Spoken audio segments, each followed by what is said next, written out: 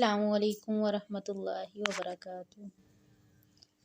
برائے مہربانی سب بنی اسرائیل کی تاریخ کو ضرور پڑھیں، اپنے بچوں گھر والوں کو سنائیں، آگے بھی شیئر کریں تاکہ لوگ جان پائیں یہ معاملہ کتنا خطرناک ہے اور ہم اس سے کتنے ہی غافل اور لا علم ہیں۔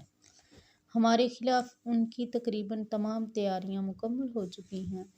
اب ان تیاریوں پر عمل وقت شروع ہو چکا ہے، مگر افسوس ہماری آدھی سے زیادہ عوام آج بھی بے خبر، غافل، لا علم، سست ہے۔ وہ نہیں جانتے کیا ہو رہا ہے اور کیا ہونے والا ہے۔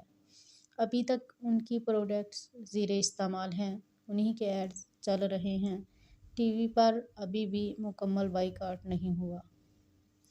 یہ دور فتنے کا ہے، اسی لیے صحیح غلط کا فرق مشکل ہوتا جا رہا ہے۔ نہ خود تیار نہ ہی نسلوں کو تیار کیا۔ آج بھی ٹینشن ہے تو بس اپنی اور اپنی ہی ضروریات زندگی کی۔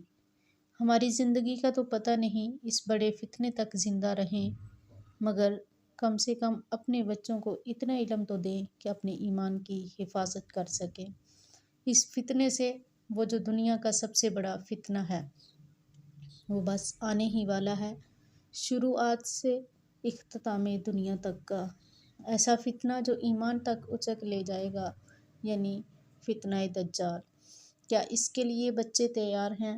علم کے ساتھ ساتھ عمل شروع کریں، دعائیں کریں۔ مسیح دجال سے پناہ کی دعا ہر نماز کے بعد مانگیں اور سورہ کہف کی آخری 10 آیات ضرور پڑھیں۔ وہ اس فتنے سے حفاظت کا زبردست نبوی نسخہ ہے۔ اللہ سے دعا ہے کہ اللہ ہم سب کے ظاہر اور باطن کی حفاظت فرمائے، آمین۔ اس جنگ میں ہماری کوشش مطلوب ہے۔ امام ابو یعقوب سے ان کے دور کے حاکم نے ایک غلط فتویٰ دینے کو کہا تھا، مگر انہوں نے انکار کر دیا، جس کی وجہ سے وہ قید کر دیے گئے۔ جب بھی جمعہ کا دن آتا تو وہ وضو کر کے قید کے دروازے پر پہنچ جاتے تو ان سے کہا جاتا، تم کہاں جا رہے ہو؟ وہ جواب دیتے کہ اپنے رب کی طرف پکارنے والے کی پکار کو لبیک کہنے جا رہا ہوں، تو ان کو روک دیا جاتا۔ اس وقت وہ اللہ تعالیٰ کو پکار کر کہتے، اے اللہ، تو بہتر جانتا ہے کہ میں نے تو لبیک کہی مگر مجھے روک دیا گیا۔ ہم سے ہماری کوشش درکار ہے، نہ کہ نتیجہ۔ ہم سے سفر شروع کرنا مطلوب ہے، نہ کہ پہنچنا۔ ہم سے جنگ کرنا مطلوب ہے، نہ کہ فتح۔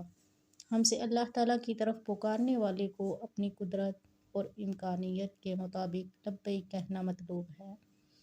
ہم سے سچی بات کہنا اور حق کے ساتھ کھڑا ہونا مطلوب ہے اور اس کا نتیجہ مطلوب نہیں، کیونکہ ہر چیز کا نتیجہ تو اللہ تعالیٰ کے ہاتھ میں ہے اور وہ ہر چیز بہتر جانتا ہے۔ اس لیے مسلمانوں کی جنگ پوری امت مسلمہ کی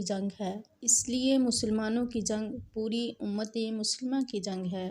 یہ جنگ دو لشکروں کی نہیں ہے، بلکہ یہ جنگ عقیدہ کی جنگ ہے، اور عقیدہ کی جنگ سب سے بڑی جنگ ہے، جو تب ہی بجھتی ہے جب اللہ تعالیٰ کو واحد مانا جائے اور اس کے رسولوں پر ایمان لایا جائے۔ یہ جنگ مخلصین سے منافقین کو الگ کر دینے والی ہے، جس میں منافقین ہمیشہ کی طرح پیچھے رہ جاتے ہیں اور مخلصین اپنی جان و مال لے کر آگے بڑھ جاتے ہیں۔ اس جنگ میں آپ کی کوشش مطلوب ہے کہ آپ کتنی شرکت اور کوشش کرتے ہیں۔ آپ اپنا مال، اپنی اولاد کتنی قربان کرتے ہیں۔ آپ اپنے قلم کا کتنا استعمال کرتے ہیں اور میڈیا کے ذریعے لوگوں کو حد الوسع حق دکھاتے ہیں۔ آپ اپنی جان کو اس جنگ میں قربان کرتے ہیں اور امت کا مستقبل بناتے ہیں۔ اس لیے اس جنگ میں ہماری کوشش مطلوب ہے، نتیجہ اللہ کے ہاتھ میں ہے۔ اس ویڈیو کو زیادہ سے زیادہ شیئر کریں۔ جزاکم اللہ۔